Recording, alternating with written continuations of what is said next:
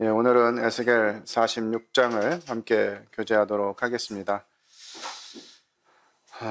에스겔을 시작한 지가 정말 오래 된 것 같습니다. 중간에 또 저희들이 다른 프로그램을 또 하기도 하고 그러다가 또다시 에스겔을 교제하면서 진행해 왔는데요. 이제 끝을 바라보고 있습니다. 오늘 46장을 교제하고 이제 47장, 48장 두 장을 교제하며 에스겔이 끝나게 됩니다. 하나님께서 계속해서 이제 새 성전에 대해서 말씀하시는 과정 가운데 이제 이 새 성전에서 되어지는 일들을 지난 45장을 통해서 교제를 했습니다. 하나님께서 거룩한 구역을 나누게 하시고 각 구역에서 이제 섬겨야 될 부분들을 말씀하셨는데요. 오늘 46장은 이제 하나님께서 만드신 그 성전에서 되어져야 되는 일들 중에 예배와 관련된 부분들을 기록하고 있어서 오늘 시작 전에 찬양을 한 곡 드리고 시작을 했습니다. 46장 1절부터 3절까지를 먼저 읽도록 하겠습니다. 주 여호와께서 이같이 말씀하셨느니라. 안뜰 동쪽을 향한 문은 일하는 엿새 동안에는 닫되 안식일에는 열며 초하루에도 열고 군주는 바깥문 현관을 통하여 들어와서 문벽 곁에 서고 제사장은 그를 위하여 번제와 감사제를 드릴 것이요 군주는 문통로에서 예배한 후에 밖으로 나가고 그 문은 저녁까지 닫지 말 것이며 이 땅 백성도 안식일과 초하루에 이 문 입구에서 나 여호와 앞에 예배할 것이며. 네, 이제 하나님께서 다시 회복한 그 때에 하나님께 합당한 예배와 같은 부분들을 다시 말씀하고 계십니다. 우리 김관성전을 통해서 들었던 대로 사실 이제 이 예배 정말 하나님께서 하나님의 성도들을 통해서 회복하실 또 영원한 하나님 나라의 그 예배를 생각하면 굉장히 초보적인 그런 부분이지만 이스라엘 백성들은 이제 다시 예수 그리스도를 알게 되고 그들의 시간 속에서 다시 예배를 배워야 되는 이런 상황이 되어질 것입니다. 그래서 하나님께서는 이제 이스라엘 백성들에게 이와 같은 부분들을 말씀해 주고 계신데요. 이것을 동일하게 저희들 현재 삶에 적용할 수 있는 귀한 교훈이라고 믿습니다. 주 여호와께서 이같이 말씀하셨느니라. 몇 장 동안은 이 말씀이 나오지 않았죠. 계속해서 하나님께서 에스겔을 통해서 주 여호와께서 말씀하시는 이와 같은 기록들이 계속 되어지다가 성전에 대한 부분들을 설명하시면서는 이와 같은 문구가 기록되지 않았습니다. 46장에 와서 다시 주 여호와께서 이같이 말씀하셨느니라 하면서 이것이 하나님의 말씀인 것들을 분명하게 또 강조하고 있습니다. 1절에서 3절의 내용을 보면 이제 예배와 관련된 부분들을 저희들이 묵상할 수 있을 것 같습니다. 많은 사람들 중에 최근에 무교회주의, 교회가 필요 없는 것처럼 이야기하는 사람들이 있습니다. 하나님은 어디에나 계시기 때문에 굳이 교회에 나가지 않아도 하나님 예배할 수 있다. 또 두세 사람이 모인 곳, 내 이름으로 모인 곳에 나들 그들 중에 있다고 하셨기 때문에 굳이 교회로 나가지 않고 그냥 집에서 모여도 그 예배가 된다. 이런 내용을 주장하면서 교회에 나갈 필요가 없다라고 주장하는 이런 분들이 있습니다. 성경을 보면 하나님께서는 이 에스겔 46장에서도 기록하고 있는데요. 하나님께 예배할 때 시간과 장소와 방법을 분명하게 가르쳐 주고 계십니다. 신약의 성도들에게 예배의 형식, 이것이 이렇게 제한적으로 이렇게 해야 된다라고 하는 부분들은 기록되어 있지 않지만 어디서, 언제, 누구에게 예배를 드릴 것인가 하는 부분들은 성경이 늘 우리에게 강조해 주고 있습니다. 이 말씀에도 보면 엿새 동안에는 닫되 안식일에는 열며 초하루에도 열고, 지금은 사실 주 5일제가 정착된 그런 시대라서 이 엿새 동안 일하고 안식일에 쉬는 이런 개념이 조금 약해지기는 했죠. 토요일도 쉬고 이제 이틀을 쉬니까 지금 시대에 한다 그러면 닷새 동안에는 닫되 주말에는 열고 이렇게 하면 참 좋겠다는 생각이 들기는 해요. 그리고 초하루에도 열라. 그러니까 우리는 그 주의 시작, 주일이라고 하죠. 그래서 우리는 요일을 이야기할 때 어떻게 이야기하죠? 요일을 순서대로 이야기하면 어떻게 돼요? 우리 재훈 형제님. 요일을 순서대로 얘기해 보세요. 예, 월, 화, 수, 목, 금, 토, 일이라고 하죠. 근데 달력은 어디서부터 시작하고 있어요? 예, 주일부터 시작하고 있어요. 주의 첫날, 한 주의 첫날을 우리는 하나님께 예배를 드리는 것입니다. 다 쓰고 나서 남은 에너지로 하나님께 나아가는 것이 아니라 첫 번째 날을 하나님께 드리는 것이죠. 여기 초하루도 같은 개념으로 저희가 이해할 수 있을 것 같습니다. 달의 첫날, 그 날을 하나님께 드림으로 인해서 그 한 달이 모두가 하나님의 날인 것들을 고백하는 것이죠.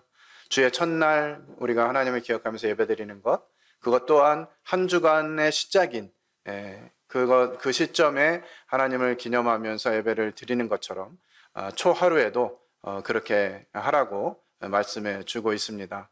이것은 우리의 삶의 우선순위, 최우선순위가 하나님께 예배하는 것이 되어야 된다라고 하는 교훈을 우리는 받을 수가 있습니다. 큐티를 꼭 아침에 해야 됩니까? 이렇게 묻는 분들이 계세요. 성경에는 큐티를 언제 하라고 기록하고 있죠? 성경의 큐티는 아침에 해야 된다라고 기록하고 있죠. 라고 얘기하면 또 논란의 여지가 됩니다. 언제 그래서 이제 아침에 하기가 쉽지 않으니까 아침 시간이 분주하고 또 아침에 좀 뭐 여러 가지 일이 있고 아침에 일어나기 힘들고 뭐 이런 여러 사정들이 있으니까 그걸 묻는 사람들한테 아침에 하기 힘들면 저녁에라도 해라고 이제 권면을 하는 경우들도 있는데 그런 것이죠. 우리의 마음의 자세가 어디에서부터 시작되느냐라고 하는 부분들을 생각하면 하루를 다 보내고 지친 몸으로 하나님의 말씀을 보면서 큐티를 한다는 것은 그렇게 유익하지 않은 것 같아요. 물론 그 말씀을 다음날 새벽부터 적용하면 되지요 라고 얘기하는 분들이 있는데요. 그렇게 되게 참 쉽지 않습니다. 우리 지친 가운데 또 피곤한 몸과 마음을 가지고 말씀을 대하면서 내일 이 말씀으로 내가 힘을 얻으리라 쉽지가 않은 것이죠. 이스라엘 백성들이 만나를 얻으러 가는 것도 같은 원리죠. 해가 뜨고 나서 만나를 거두러 가면 이미 다 없어지고 마는 이런 상황들을 성경은 우리에게 교훈해 주고 있습니다. 우리 주님께서 본을 보이셨던 것처럼 새벽 미명에 조용한 시간에 방해받지 않는 시간에 하나님과의 만남의 시간, 하나님과의 첫 번째 시간을 드리고 남은 시간들을 이제 하나님의 영광을 위해서 사용하는 이것을 성경은 지지해 주고 있다고 믿습니다. 그래서 우리의 삶의 우선순위를 정하고 한 주의 첫날, 또 한 달의 시작, 그리고 정월, 6월절이 정월에 있죠. 하나님께서 하시는 달의 시작, 첫 달, 이런 것들이 굉장히 의미가 있는 것입니다. 저는 개인적으로 감사를 드리는 것은 이 달이 12달밖에 없다는 것이 참 감사가 돼요. 이게 달이 마감이 없고 그냥 막 50개월, 60개월 간다 그러면 새로운 시작에 대한 개념이 잘 없을 것 같기도 합니다. 그러나 하나님께서 적정한 시간들을 제한해 주시고 새 달을 맞게 하시는 데는 우리의 마음을 다시 새롭게 할 수 있는 기회를 주시는 것으로 저는 생각이 됩니다. 그래서 우리가 항상 새롭게 중간에 실패했다 할지라도 다시 새롭게 시작할 수 있는 이와 같은 부분들을 가질 수 있는 것이죠. 특히나 우리나라는 민족의 명절인 설이 2번이나 있기 때문에 1월 1일, 달력상 1월 1일에 계획하고 진행하다가 한 달 정도 지나면 좀 이렇게 지치기도 하고 실패하기도 하고 넘어지기도 하는데 한 달 정도 지나면 또 뭐가 있죠? 고유의 명절 설날이 또 있어가지고 중간에 좀 멈춘 거 다시 시작합시다. 이래가지고 이제 시작할 수 있는 것 같아요. 그래서 생각해야 될 것은 우리의 가장 첫 번째 것을 하나님께 드린다라고 하는 마음을 갖는다면 우리가 주일날 또 한 달의 시작, 한 해의 시작 이런 부분들을 참 감사하게 여길 수 있을 것이라 생각이 듭니다. 그리고 이 시대에는 이제 군주와 백성 이와 같은 신분의 구분이 있었기 때문에 이와 같은 부분들을 이야기하는 것으로 이해가 됩니다. 군주는 바깥문 현관을 통하여 들어와서 문벽 곁에 서고 제사장은 그를 위하여 번제와 감사제를 드릴 것이요. 역사적으로 이 군주들이 이 예배를 직접 드리려고 하는 욕심 때문에 많은 어려움들이 있었고 전쟁도 나고 이랬던 것들을 보게 됩니다. 하나님께서 군주는 군주의 역할로, 제사장은 제사장의 역할로 일하도록 하나님 말씀하고 계시죠. 그리고 그것들을 하나님 말씀대로 섬겨가는 것, 이것이 우리에게 필요한 순종인 것입니다. 군주는 문 통로에서 예배한 후에 밖으로 나가고 그 문은 저녁까지 닫지 말 것이며, 아침부터 시작해서 저녁까지 하루로 온종일 하나님께 드릴 수 있는 그와 같은 말씀들을 기억하게 됩니다. 저희가 하나님이 허락하신 특별히 십계명을 이렇게 살피면서 다른 말씀들은 굉장히 그 말씀 그대로 또 기준대로 적용해 보려고 많은 애를 쓰는 것 같은데, 이 특별히 안식일을 기억하여 거룩히 지키라, 이 말씀에 대해서는 조금 이렇게 좀 해이해진 듯한 생각이 들어요. 오늘날은 뭐 저희뿐만 아니라 이 기독교계 자체 전반적으로 이 주일 성수, 특별히 이제 직장과 관련돼서 직장이 뭐 그렇게 바쁘면 어쩔 수 없지, 뭐 이렇게 하면서 이제 마음을 내어주기 시작하고, 그러면서 이게 조금씩 이 안식일을 지키는 이와 같은 부분들이 조금 느슨해진 것 같은 생각이 듭니다. 또 워낙 바쁜 시대가 되고 이러다 보니까 일반 교계에서는 또 예배를 새벽부터 1부, 2부, 3부, 4부, 5부 뭐 이렇게 해가지고, 아침이 바쁜 사람은 아침에 저녁에 예배드리고, 낮이 바쁜 사람은 아침에 일찍 예배드리고, 할 일 해라, 뭐 이런 취지로 또 이렇게 예배를 일찍 시작하거나 늦게 또 하는 경우도 있는 것을 듣게 됩니다. 우리가 과연 정말 이 주의 날 안식일을 기억하여 거룩히 지키라고 하신 말씀들을 기억할 때 어떤 태도로 하고 있는가 하는 부분도 생각하게 됩니다. 이 땅 백성도 안식일과 초하루에 이 문 입구에서 나 여호와 앞에 예배할 것이며, 군주뿐만 아니라 백성도 동일하게 안식일과 초하루에 이 문 입구에서 나 여호와 앞에 예배하라, 이렇게 말씀하십니다. 그러니까 누구나 동일하게 뭐 군주가 됐든 백성이 됐든 하나님 앞에서는 다 동일한 모습이라고 생각이 들고요. 이 일에 안식일과 초하루에 문 입구에서 하나님께 예배를 드려라 라고 하는 것이죠. 마찬가지로 우리는 신약교회의 본을 따라서 안식 후 첫날 떡을 때려 모였던 이 본을 따라서 저희도 그렇게 하고 있습니다. 그리고 예배를 받으시는 것은 오직 하나님 한 분만 예배를 받으시는 것이죠.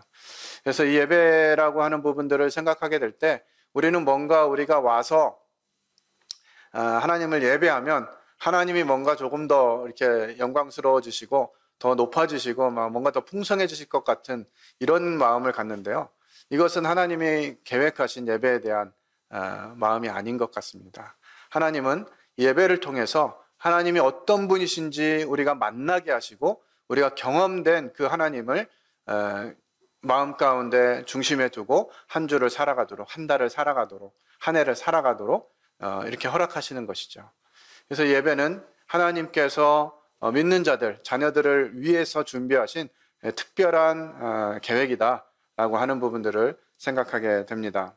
그래서 우리는 예배에 대한 부분들을 생각할 때 하나님의 방법대로, 또 우선순위가 하나님이 세워진 상태로 예배에 나아가야 된다라고 하는 부분들을 나누고 있습니다. 4절로 7절에 보면 이제 안식일에 왕이 여호와께 드릴 번제는 흠없는 어린 양 6과 흠없는 수양 하나라. 그 소재는 수양 하나에는 밀가루 한 에바요 모든 어린 양에는 그 힘대로 할 것이며, 밀가루 한 에바는 기름 한 흰씩이니라. 초하루에는 흠없는 수송아지 한 마리와 어린 양 6마리와 순양 한 마리를 드리되 모두 흠없는 것으로 할 것이며, 또 소재를 준비하되 수송아지에는 밀가루 한 에바요 순양에도 밀가루 한 에바며 모든 어린 양에는 그 힘대로 할 것이요 밀가루 한 에바에는 기름 한 흰씩이며. 성경에 보면 이렇게 제사를 드리는 부분들에 있어서 제물을 따라서 동물을 잡아 드리면 이제 그 번제를 드리게 되고요. 곡식에 기름을 부어서 드리면 이제 소제를 드리게 되는데요. 이 말씀을 주시면서 그 힘대로 해라라고 하는 부분들로 말씀해 주고 계십니다. 여기 5절과 7절에 그 힘대로라고 하는 단어가 2번 사용이 되는데요. 원어 성경을 보면 그 힘대로 할 때 5절의 그 힘대로는 마타트 야도라고 하는 단어가 사용됐고요. 7절에서는 타시그 야도라고 하는 단어가 사용이 됐습니다. 이 야도라고 하는 것은 손, 힘, 능력이라는 의미를 가지고 있고요. 이 5절에 기록되어 있는 그 마타드라고 하는 단어는 선물이라는 의미를 가지고 있습니다. 그래서 선물을 주고받고 할 때 어떤 마음이죠? 아주 기쁜 마음이죠. 가진 것을 가지고 손과 힘과 능력을 가지고 기쁨으로 드릴 것들을 우리에게 교훈해 주고 계십니다. 7절에서는 타시그라고 하는 단어가 되어 있는데요. 이것은 최선이라고 하는 의미입니다. 최선을 다해서 온전히 하나님께 드리라고 하는 것이죠. 우리가 하나님께 나아갈 때 물질을 준비하는 것도 이와 같은 말씀에 따라서 우리가 그렇게 하고 있는 것입니다. 하나님께 나아갈 때 빈손으로 나아가는 것이 아니라 하나님이 주신 모든 것이 하나님의 것입니다 라고 하는 마음으로 우리는 물질과 함께 예배에 나아가고 있습니다. 그때 어떻게 해야 되느냐? 힘대로 하라는 것이에요. 힘대로. 힘대로 하라는 말은 무슨 의미입니까? 많이 주신 자는 많이 가져오고 적게 주신 자는 적게 가져오는 것이에요. 그래서 많이 가진 사람이 많이 내는 것과 적게 가진 사람이 적게 내는 것은 비교할 내용이 아닙니다. 하나님이 각 사람들에게 주신 그 힘대로 하나님께 나아가는 것이죠. 다만 그 주신 만큼 그것을 가지고 하나님께 기쁨으로 또 온전히 드리는 그와 같은 예배가 돼야 된다라고 하는 의미를 오늘 말씀을 통해서 교훈을 받을 수가 있습니다. 자, 8절에서 10절에 보면 이제 군주가 올 때에는 이 문 현관을 통하여 들어오고 나갈 때도 그리할지니라. 군주는 들어온 문으로 한 문으로 들어왔다가 나갈 때도 그 문으로 들어가라고 얘기하고요. 그러나 모든 정한 절기에 이 땅 백성이 나 여호와 앞에 나올 때에는 북문으로 들어와서 경배하는 자는 남문으로 나가고 남문으로 들어오는 자는 북문으로 나갈지니라. 들어온 문으로 도로 나가지 말고 그 몸이 앞으로 향한 대로 나갈지며 군주가 무리 가운데 있어서 그들이 들어올 때 들어오고 그들이 나갈 때 나갈지니라. 예, 왕은 다른 문으로 들어와서 이제 안뜰 동문 앞에서 예배를 합니다. 동문으로 들어가면 거기서 다시 나오는 들어간 문으로 다시 나오게 돼 있는데 이 백성들은 이제 북문으로 들어오면 남문으로 나가고 남문으로 들어오면 북문으로 나가는 일방 통행을 이제 얘기하고 있습니다. 이 모습들을 볼 때 예배는 질서 있게 되어져야 된다고 하는 것이죠. 우리 고린도 교회를 생각할 때 막 예언도 막 무질서하게, 방언도 무질서하게, 여러 부분들이 무질서하게 되는 이런 부분들을 보면서 차례대로 하라라고 하는 권면을 듣게 되는데요. 우리가 하나님께 나와서 예배를 드릴 때에도 마찬가지로 질서 있게 해야 되는 것이죠. 막 먼저 하려고 한다든지 이런 여러 예배에 합당하지 않은 모습으로 주장하고 어지럽게 하는 것이 아니라 질서 있게 해야 된다라는 생각이 듭니다. 하나님 말씀 고린도전서 14장 33절에서는 하나님은 어지러움의 하나님이 아니시오 오직 화평의 하나님이시니라 라고 기록하고 있는데요. 이 화평이라고 하는 단어 속에는 이 하모니, 독창이 아니라 이제 합창이라고 하는 의미를 가지고 있습니다. 그래서 우리가 예배 시간에 드려지는 찬송시와 말씀과 기도와 이런 모든 것들을 교회의 덕을 위해서 순서대로 하라고 계속 이야기하고 있죠. 그래서 하나님께 드리는 예배가 질서대로 또 은사대로 되어져야 된다라고 생각이 듭니다. 저희는 그 만찬 예배와 말씀 집회 시간을 좀 구분하는 경향이 있습니다. 만찬 예배는 예배고 말씀은 말씀이다. 이렇게 이제 또 생각하는 부분도 있는 것 같은데요. 저희가 행하는 모든 것이 예배가 되어야 된다라는 하나님 말씀을 근거로 볼 때 우리가 그렇게 뭐 구분할 것이 아니라 말씀은 말씀으로서의 예배로 또 만찬은 예배는 만찬 예배로서의 예배로 드리는 것이 합당하다는 생각이 들고요. 그것들을 진행할 때 질서대로 해야 된다라고 하는 부분들을 살펴보게 됩니다. 이제 11절과 12절에 보면 명절과 성회 때 그 소재는 수송아지 한 마리에 밀가루 한 해바요 순양 한 마리에도 한 해바요 모든 어린 양에는 그 힘대로 할 것이며 밀가루 한 해바는 기름 한 인씩이며 만일 군주가 자원하여 번제를 준비하거나 혹은 자원하여 감사제를 준비하여 나 여호와께 드릴 때에는 그를 위하여 동쪽을 향한 문을 열고 그가 번제와 감사제를 안식일에 드림같이 드리고 밖으로 나갈지며 나간 후에 문을 닫을지니라. 여기에 이제 감사제, 낙헌제라고도 하죠. 에 대한 내용을 기록하고 있는데요. 여기서 이 번제를 준비하거나 감사제를 준비해 드릴 때 자원해서 해라라고 이렇게 기록해 주고 있습니다. 출애굽기 25장 22절에서도 이스라엘 자손에게 명하여 내게 예물을 가져오라 하고 무릇 즐거운 마음으로 내는 자에게서 내게 드리는 것을 너희는 받을지라 이렇게 기록하고 있습니다.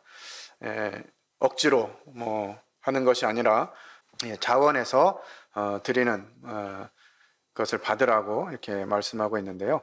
억지로 한다거나 생색내기로 한다거나 강요로 한다거나 이런 부분들을 이 아니라 정말 자원하는 마음으로 드려야 되리라 생각이 듭니다.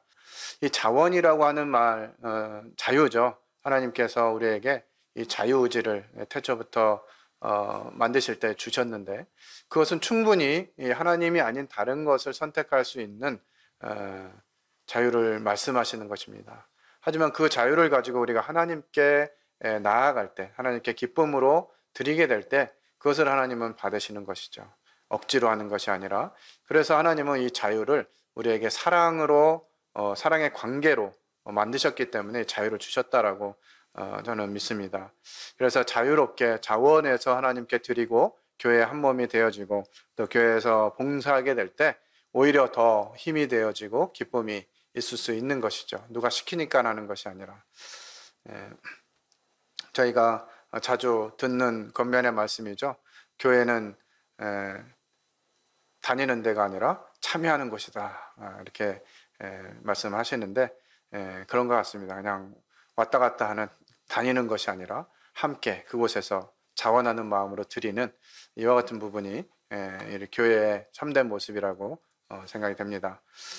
13절에서 15절 보면 아침마다 1년 되고 흠없는 어린 양 한 마리를 번제를 갖추어 나 여호와께 드리고, 사실 구약에는 아침 저녁으로 이 번제를 드리라고 말씀하고 있는데 이 새 성전에 대해서 말씀하시면서 이게 조금 다른 게 기록되고 있습니다. 아침마다 또 아침마다 그것과 함께 드릴 소제를 갖추되 곧 밀가루 6분의 1 에바와 기름 3분의 1 흰을 섞을 것이니 이는 영원한 규례로 삼아 항상 나 여호와께 드릴 소제라.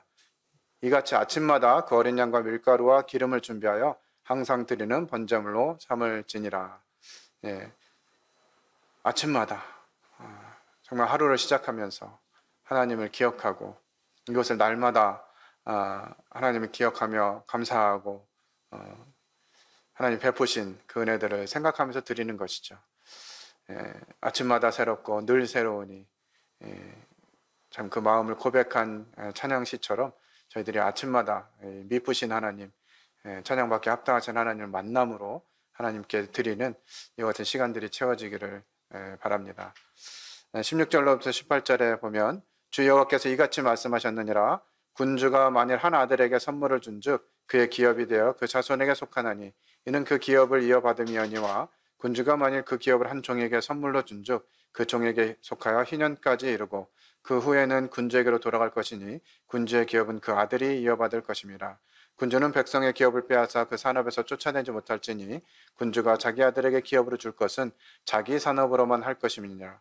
백성이 각각 그 산업을 떠나 흩어지지 않게 할 것이니라. 여기 그 희년까지 이르는 이와 같은 부분들은 이제 땅에 대한 부분들로 이렇게 말씀하시는데요. 레위기 25장에 이와 같은 부분들을 기록하고 있습니다. 자신에게 군주에게 속한 이런 부분들로 말씀하시지만 이 땅은 결과적으로 하나님의 것임을 고백하게 되는 것입니다. 그래서 희년을 두는 것이죠. 안식년과 안식일을 두면서 하나님이 하신 말씀대로 쉬게 하는 이런 시간들을 갖게 되는 것입니다. 우리가 이 땅에서 누리고 있는 것들, 또 하나님이 허락하신 물질들, 이것 또한 동일하게 내 것이 아니라 하나님께서 주신 것이다 라고 하는 부분들을 늘 기억해야만 합니다. 제가 아주 친밀하게 지내는 형제 가운데 한 형제는 사업을 하고 있는데요. 그 형제의 입술 속에서 계속 같은 고백을 제가 듣습니다. 나는 다만 관리인일 뿐이고 이 사업의 대표는 하나님이시다. 그래서 이게 잘 돼도 하나님의 사업이고 망해도 하나님의 사업이기 때문에 하나님이 하라고 하시는 만큼 하고 그만하라고 하시는 그날 되면 그냥 그만하면 된다 라고 하는 이야기를 자주 들어요.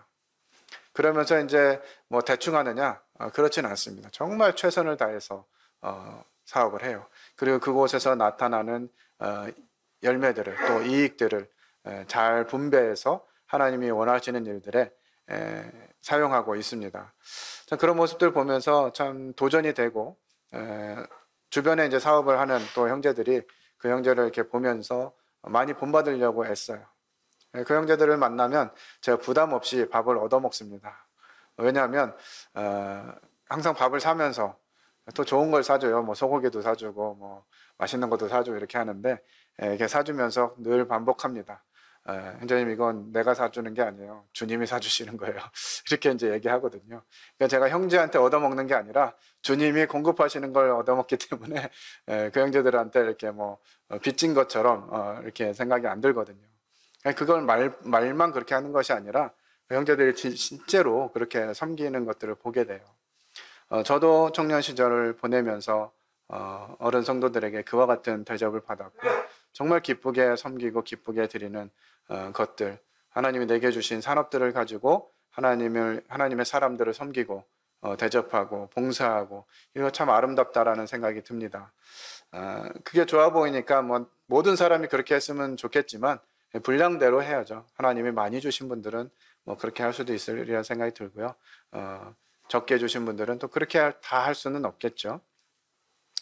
그래서 자기 산업으로만 하라는 것이죠. 저렇게 하는 게 좋아 보이니까 나도 그래야지 막 해가지고 나는 그정 준비가 안 돼 있고 분배가 안 돼 있는데 그와 같은 식으로 막 하려고 애쓰다 보면 오히려 이제 힘들어지는 경우들도 보게 됩니다.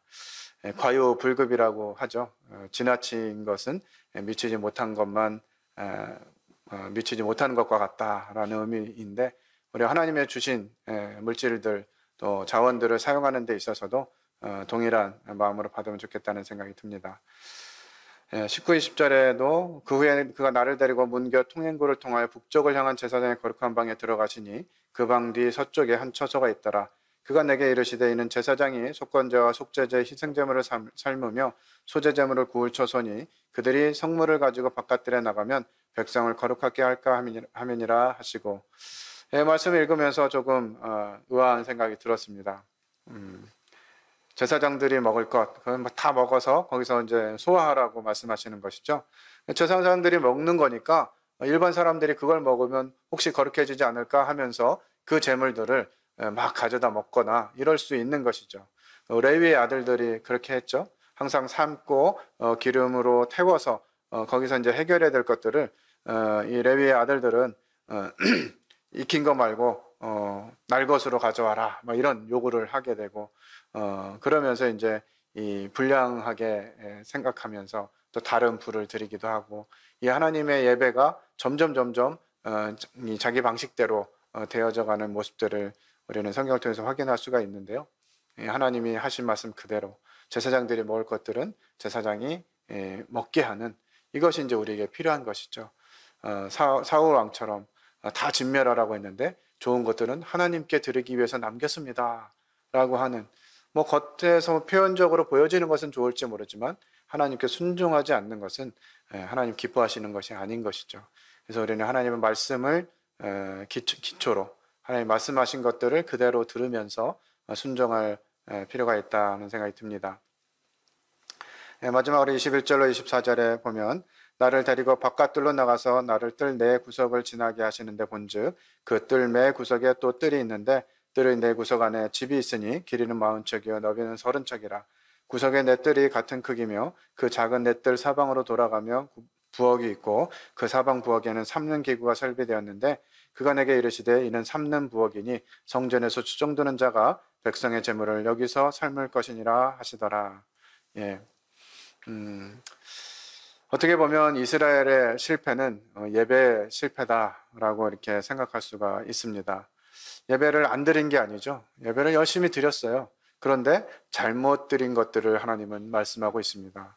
성전에 음행하는 일들을 두고 우상들을 세우고 선정 벽안에서 음행을 행하고 그러면서도 여전히 자신들을 하나님께 예배하고 있다고 생각하는 이와 같은 속에서 하나님이 이스라엘을 징계하시고 심판하시겠다고 말씀하시고 돌이키라고 권면하시면서 계속해서 자기 길을 가는 이런 이스라엘이 심판을 받게 되는 이런 흐름들을 우리는 에스겔을 통해서 계속 듣게 되었고요. 또 최근에 저희들 큐티를 하면서 계속 선지서 말씀들이 이렇게 들려지니까 계속 그 말씀인 것 같아요. 회개하라. 그렇지 않으면 심판당한다.